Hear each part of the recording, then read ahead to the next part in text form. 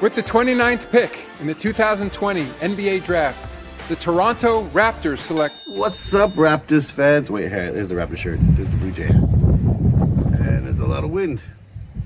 What's up? So the NBA Draft was last night, and the Raptors drafted... I don't know who the hell they drafted. Uncle Nate, you the best, the best, the best, the best. Uncle Nate is the North. All I cared about, if you saw my last video, was that Jordan drafted LaMelo Ball. That's it. So, yeah, the Raptors, they drafted these two guys. Are they going to be good? I don't know. Let's just steal some clips from other people on YouTube. Smarter Raptors fans and people. Let's find out if these two picks, whoever, blah, blah, blah, blah, blah, blah. Sorry, man, my bad. I'm not being a good Raptors fan right here. I studied the whole draft. I checked the draft out. I basically watched the whole thing, but right before 29, when the Raptors picked, I had to leave. All right. What do we think about whoever the hell the Raptors picked? Let's find out from better experts than me. Boom. It's December 22nd, just in time for Christmas, the return of the NBA. So the Toronto Raptors are on the clock with the penultimate pick of the first round. Kawhi Leonard signed with the Clippers last offseason following the Raptors' NBA championship, forcing Toronto to change things a little bit. Pascal Siakam, a first-time All-Star, averaging nearly 23 points per game.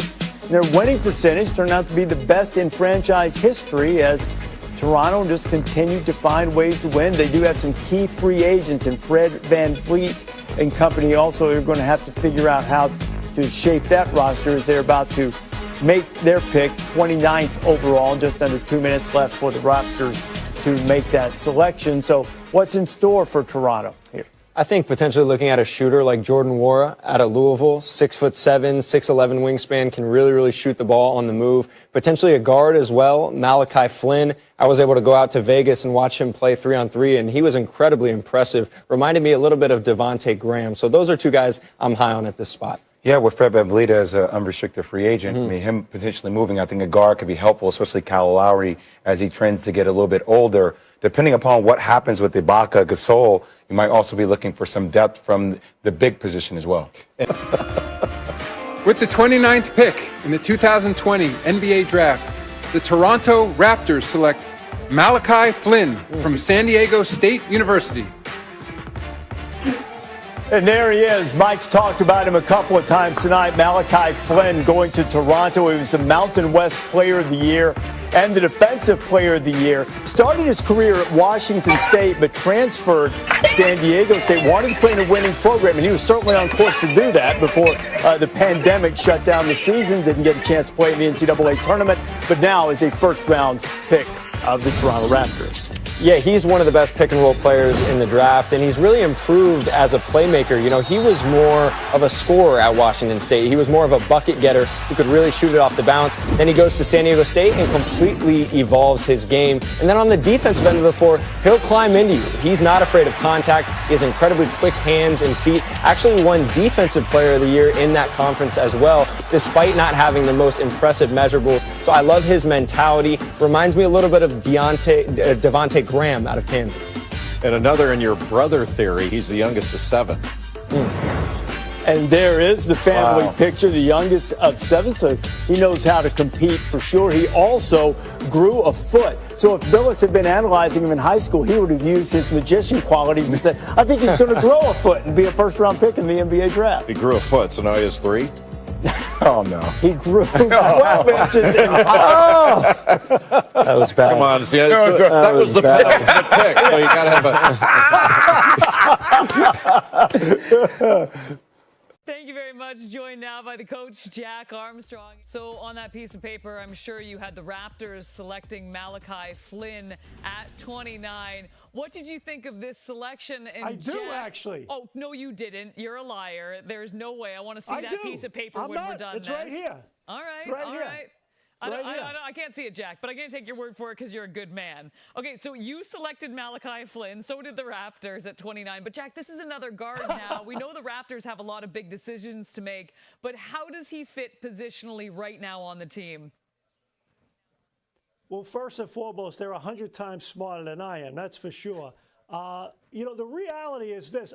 It's interesting. I end up watching a lot of late games, NBA games, West Coast games. And I got an opportunity to watch San Diego State quite a bit this year. And I just fell in love with his game. I mean, I think he's a tremendous leader. He's an old-fashioned lead guard. He can score. He's terrific off the screen and roll. He can shoot the ball. He's a tenacious competitor, good defender. He's got to get stronger. But in this league, you got to have good playmakers. And I think he's a tremendous addition. And quite frankly, when you look at him playing with a Kyle Lowry and hopefully with a Fred VanVleet as well, I think that's a tremendous place for him to break in. And by the way, his alma mater, San Diego State, there's another San Diego State guy could potentially be a free agent next summer. Maybe he can lure him back to Toronto. Is he on that piece of paper too, Jack? No, but I'll put him on there if it helps bring him back. That's for sure. We might take you up on it. Appreciate it as always. The coach, Jack Armstrong. All right, Gary, the pick just came in. It is Malachi Flynn at number 29. Our producer was telling me that, so I'm not sure if you named him. I don't believe so. So give us a grade for this. Well, he is somebody that I had going to the Raptors in one version of my mock drafts when there was some thought that maybe Fred VanVleet wouldn't go there. Wouldn't be back because he is entering free agency. But if you are comfortable taking a point guard, then I love Malachi Flynn. I have Trey Jones ahead of him on my big board, but I won't argue with somebody who likes Malachi Flynn more than Trey Jones. He is terrific. Just exactly what you want in a point guard in this range of the draft. Somebody who is a proven winner at the collegiate level, All-American, great in pick and roll, understands how to play, and can reliably knock down a shot. Malachi Flynn is somebody I had going in the first round. So if you get him in the first round, that makes sense to me, especially this deep in the first round. I would give it a B+. All right, pretty good grade there from Gary Parrish, B+ for Malachi Flynn, headed to the Raptors. Said he actually had him going to the Raptors at one point in one of his mini drafts. You know who loves Malachi Flynn, though? Who? Matt Babcock. Oh, my goodness gracious. Just loves him. Tell us why, Matt. Malachi's one of those guys. He's really just chipped away at me. I watched him even when he was at Washington State, a couple of years ago, and transferred to San Diego State. They had a killer year. They only lost 2 games the whole season, and just the more I learned about him, watching him on the court, talking to his coaches, and also getting to know him the last few months, I think the kid's just got it. It's one of these things. We break down all these kids, and you can look at whatever you want on a scouting report. We're looking for that secret sauce. I think Malachi Flynn has it. And, I just have a really high confidence level that the kid's going to be a very good NBA player. All right. Secret sauce. Love for Malachi Flynn. I covered him in college. Very good player. Avery Johnson. CBS Sports Network's had a ton of San Diego State games. Did you get a chance to see him up close and personal? Yeah, I had a chance, Chris, to see him up close and personal 3 times last year. This kid is a stud. Sure, Trey Jones would have been a nice pick here, but I'm just as satisfied. I agree with Gary, B+. I love him as much as Matt does. This kid is an unbelievable pick and roll player, especially when he's working to his left. He can really pull up and shoot it and make the 3-point shot. He's a tough kid.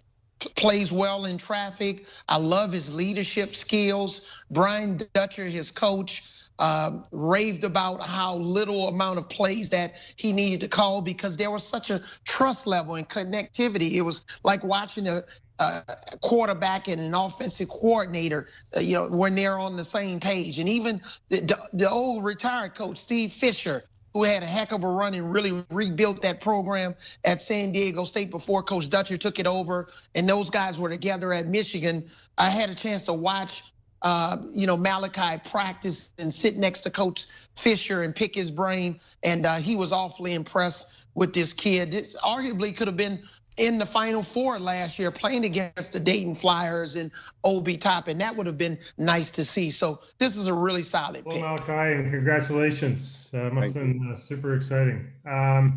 one thing that's a little different in your bio is being one of 7 kids. And what was that like growing up? What's it like now? And how do you think it has kind of shaped you as a person?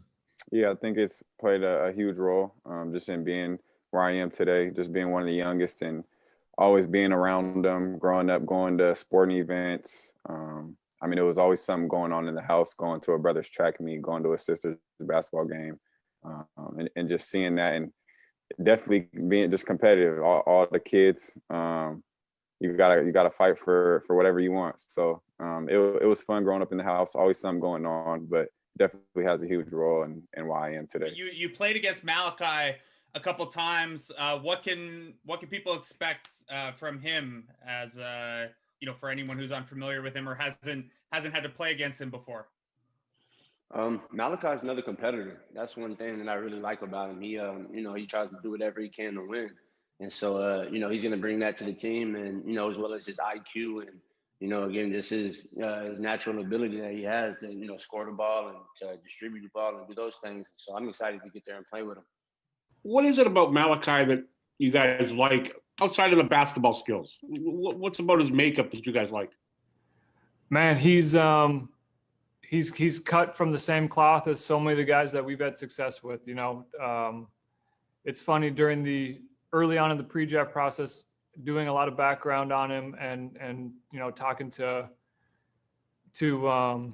his agent and whatnot early in the process, they kept saying, like, I'm telling you, he's just like Freddie. He's just just like Kyle. These guys, he's just one of the guys that's always kind of looked over, underdog story, and big time competitor. Has put in the work over the last few years to really, take his game to another level. And he seems to be about the right thing in terms of working to keep getting better and better every year. Thanks, Dan. I appreciate it. He was pretty high. I don't remember the exact number, but he a guy we followed for a bit here, had an incredible season at San Diego State. We actually just recently went out to see him in Las Vegas. So it's good to see him after probably about a 6-7 month layoff. So got a chance to speak with him, spoke to him on Zoom earlier, during the pandemic. So someone we felt really comfortable with, obviously, and his character. Obviously had a really successful season, won a ton this year at San Diego State. I believe he was player of the year and defensive player of the year. So, just a lot of the things that you guys know that we like in our players, and he checked a lot of those boxes. Did he move up after this last interview? I mean, there was talk that he made a move late in the draft process. There was no games played, so I'm not sure how guys move up and down. Yeah. But I think definitely going out to see him in Las Vegas helped us, just have that face to face and some familiarity with who he was, how he carried himself, the energy he gave off. Bobby Webster said earlier, just a few minutes ago, that a meeting with you in Vegas really sealed the deal. It really vaulted you to the top of their list. What did you get out of that, and how did you feel it sort of unfolded as the day turned out? Yeah, they, like I said, they came to watch me work out. I felt like I had a good workout, but then after just talking to them a little bit, just kind of showing who I am and getting a feel for them, I think it kind of clicked. And 2 weeks later, they drafted me. So I'm just grateful for it all. What part of his game do you think translates into the NBA and your developmental system? Yeah, I think it's pretty easy. He's a modern NBA point guard. He kind of do it all on the offensive end. A lot of people are going to talk about pick and roll, shooting off the dribble, shoots the three ball well. Obviously defends at a high level as well. So, I wouldn't say, necessarily fits for our development system, but just a guy that we really liked and we think can come in and play a little bit for us, but also will continue to develop under obviously the leadership of Kyle and Fred. And, those are two good guys for him to learn under. And what do you think of potentially or learning from Kyle Lowry and Fred VanVleet? They're guys that sort of are in some ways similar to you. How do you see that fit? I think it's going to be great for me, honestly, as a young guy coming into the league with two guys who have won a championship, who have put up great numbers. They've won. I mean, there's there's not much bad you can say about those two guys, and they're similar in size to me. So I think it'll be great for me to just be around them every day and just continue to learn. What parts of your game do you think translate the best into the NBA style? I think the ability to shoot the ball. I think that translates to all levels. And then as well as with that, just the ability to make the right play and take care of the ball, make the right decisions with space. I think those two will be the biggest thing that will help me translate. It is interesting watching how Toronto moves towards smaller guards, though, like Kyle Lowry. Obviously, he's 6'1". You have Fred VanVleet, and how they've had so much success playing small guard basketball. 10, 12 years ago, you wouldn't have done that. You'd want a bigger, stronger guard. But now, with the rules haven't changed, where skill is more of a factor, and we pointed to Fred VanVleet. I mean, same thing for him 10, 12 years ago. But Malachi Flynn knows how to play. And I think this is a terrific pick for the end of the first round. And if you talk to people who knew Fred VanVleet at that age, they would say Malachi's temperament was very similar. Not as exactly his game, but just the way he approaches things. He's not some brash guy. He's not all that vocal, but he commands respect from his teammates. And really well conditioned. I mean, really well conditioned. Well, serve him well because there's not a lot of time to get ready because training camps are just around the corner with the start of the season. I read something about how you studied Fred VanVleet's game, and he's kind of almost something of an inspiration for you. Can you expand on that? Yeah, I mean, he was someone who played 4 years in college, and guys like that are usually slept on. He ended up even going undrafted, but then his first couple years he was doing all right, and then he blew up, and he just continued to get better. And he's 6 foot, 6'1", right around there. Just guys like that, they get underlooked. So seeing him being able to do it at the highest level, go win a championship, put up great numbers in the finals, it's definitely inspiration for a guy like me. And just a quick follow-up, like in that same vein, like have you also studied like the game of Kyle Lowry, also like kind of a 6 foot point guard who's kind of reached the top there? Yeah, definitely. I mean, both of them, they're super savvy. Kyle Lowry is great at getting you in foul trouble, just keeping on your toes. He knows what play to make. He's gonna come up in big moments. He does all the little things. So, I mean, I'm a guy who has watched the Raptors in general, just how well they play. And you talking about those two guys, I mean, those are my positions. So I really have paid attention to just the little things they do that attributes to winning. I'm wondering how you felt about the fit going through that. Did you see Toronto as a natural landing spot for you with what they look for in guys and the personality match? Yeah, to be honest, I did. We had some good communication. They came out to Vegas and watched me work out, and I met some of their staff, and it did feel like it could be a good fit, and here we are today. Just wondering about how you see the fit with the Raptors and what you've heard about their player development system. I know you covered a bit of it last night, but just maybe elaborate a little bit. Yeah, no, I've heard a lot about their player development. They've shared that with me over the Zoom interviews that I've had with them, and just seeing how their guys develop. I definitely feel like I'll really be able to trust them, and whatever plan they have for me, I'm gonna just go in with everything and just trust them that they know what they're doing, because I really feel like they do. And as far as fit wise, I think I do fit in. Like you see, the two guards that they have now, Lowry and VanVleet, are super skilled guards, similar size, but they just find ways to get it done, and they compete. And I just think my mindset fits in with the Raptors organization just by watching them. I don't know everything yet, but through watching the games and just seeing how they compete, I feel like I can come right away and kind of just fit into that at least. I'm good. A little tired, but very, very yeah. Did the night shake out? I know you had no idea what it was going to be like going into it, but did it shake out like you predicted?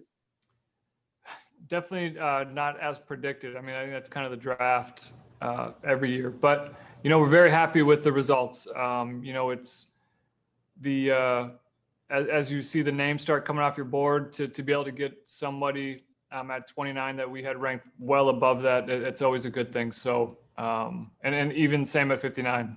In both cases, it's someone that, we're very happy with the fact that they were still on the board at the time of the pick. So that's always a positive.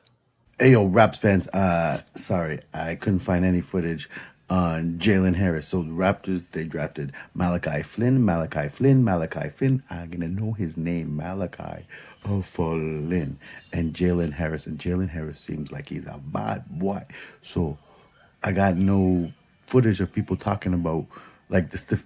I got podcasters and YouTube guys, other guys, but like I'm not gonna, unless you work with me, I'm not gonna work. Here's Jalen Harris mixtape. All right, that's Raptors. Malachi Flynn, 29. Jalen Harris, 59. 2 first-round picks. Pew, pew, pew, pew. San Jose stayed in this zone for quite a long period of time. Wolves and Otto got to the line, and he fired it down. Oh, wow. And transition for Nevada. Jalen Harris, nonetheless, had the presence of mind. I think everybody stood and watched. He's so fun to watch. He was fun in Portland, too. And count shot. We'll talk more about Coach Edwards in a little bit, but here's a drive by Harris, close to a 20-point game before halftime. It was a 4-point game a few moments ago.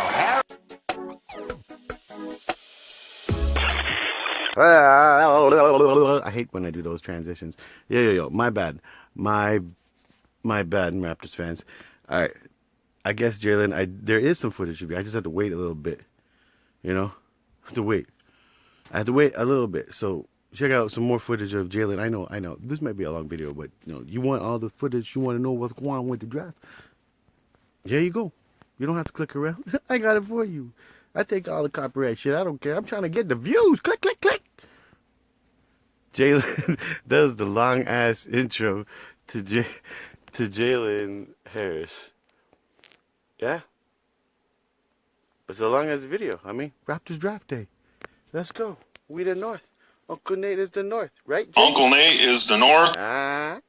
Let us go, Raptors, baby. All right, Jalen Rose. Who are you? Whoop. Whop. All right, and a little bit more about the second round pick. Did you get to see him? Did you get to see Jalen before? Or yeah, I'm trying to remember. It would have been in Vegas during the tournament. Okay, and what is it about him that struck you guys and had you drafting him? He's a big time athlete who does a lot of different types of playmaking and whether it's attacking,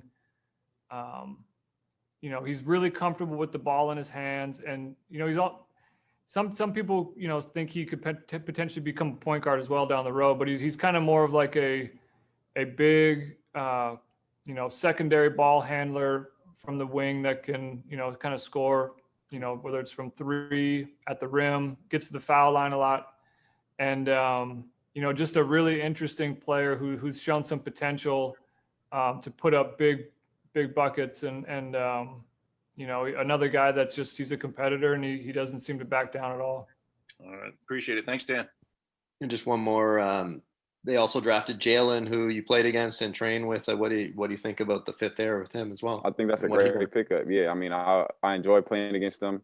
Well, I didn't enjoy it because he was killing us, but he's a good competitor, good player. So I think that'll be a good fit too. Someone who's skilled, shoot it, super athletic. So I think that was a great pickup.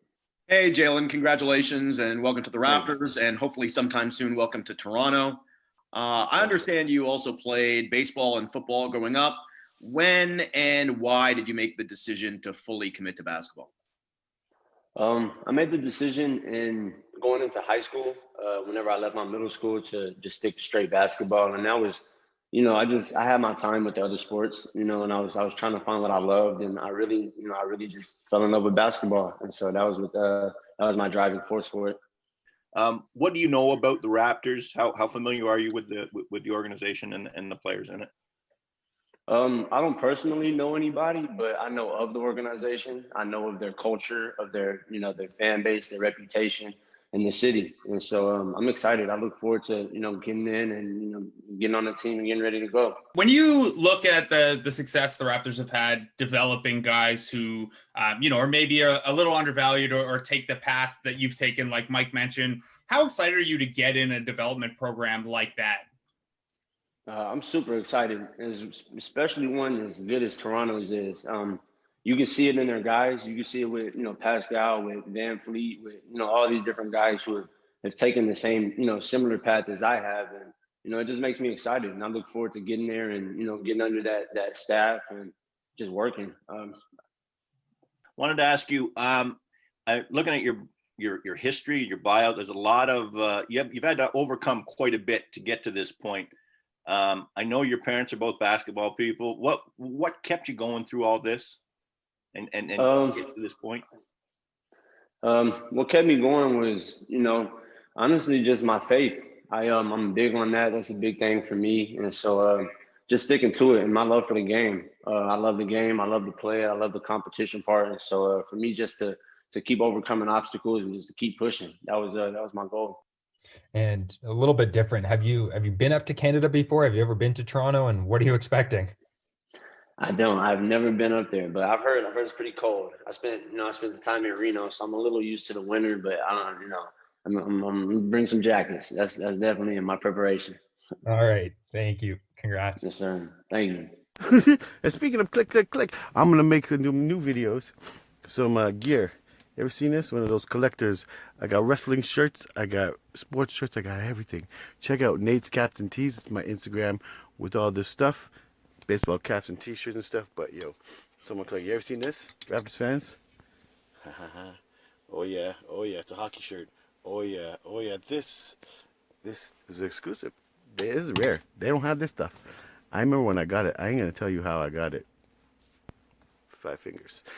And yeah, and I got this back in '94. Yeah, because the Raptors were coming. That's how long ago a fan I am. You know what I mean? Shoop. Let's go.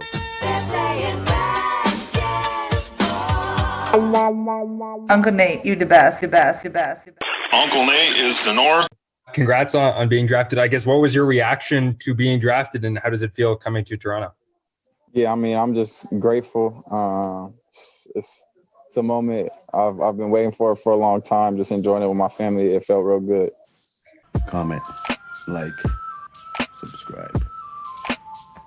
Let's go Raptors. Uncle Nate is the North.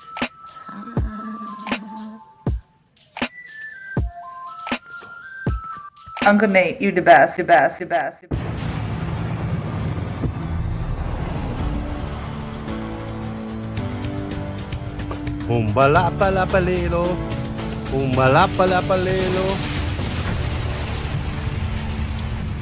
From the D313 to the T.6. This is the 9th Ninja. We out here. Uncle Nate is the North. Detroit represent. Toronto represent.